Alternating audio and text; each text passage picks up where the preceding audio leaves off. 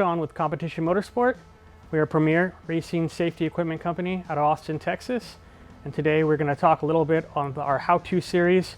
And today's how-to series is how to fit yourself for a racing seat. First things first here, as you can see, we have two racing seats here with us. We have what's considered a standard racing seat with no head protection, or some may call it a halo. And then on this side, we do have a head restrictive seat with a halo.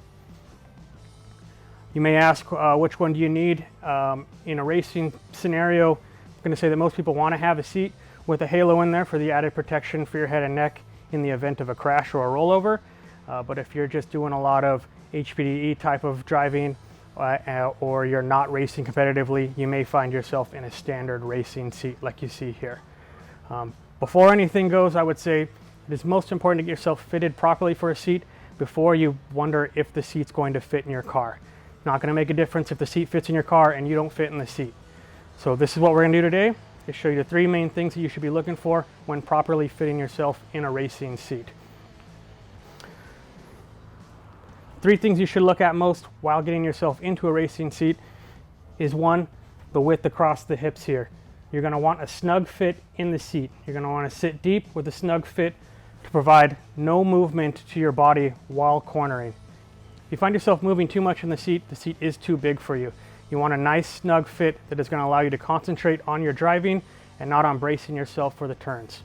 So make sure that you fit properly in the waist, in the hips, in the bucket of the seat. As we come up, we're going to move into the shoulder harnesses. The shoulder harnesses are going to be very important in keeping your body from swaying left or right. It's going to give you a good snug fit in your shoulders and let you concentrate in a good driving position without being all over the place in your car. Third, and most importantly, is your harness hole pass-throughs. You want to make sure that the harness hole pass-throughs do clear your shoulders so that your harness can safely come through over your shoulders and keep you cinched safely.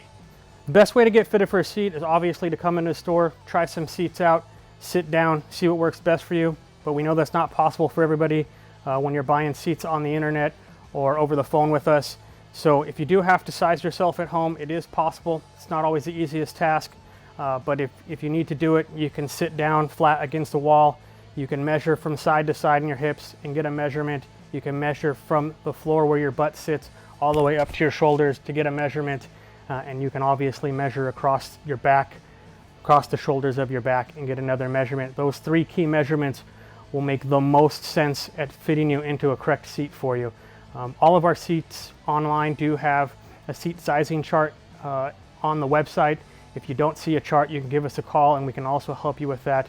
But you do want to follow those three steps before all, because they are the most important in getting you in the proper racing seat. You now fit into the racing seat. Number two now is, does this racing seat fit into your race car? Now that's a question that we cannot answer for you. This is the hardest question for everybody to answer that is looking for a racing seat. It is going to be another series of measurements.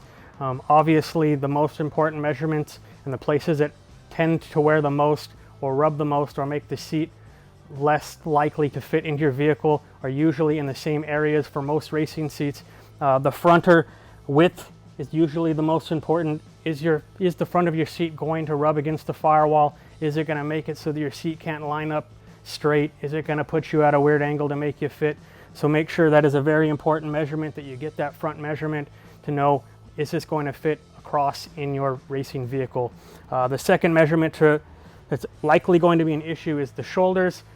Depending on how low or high your seat sits in the car, how high your door card is in the car, where your roll cage comes across, all that stuff is going to take into account on whether this seat is going to fit or not.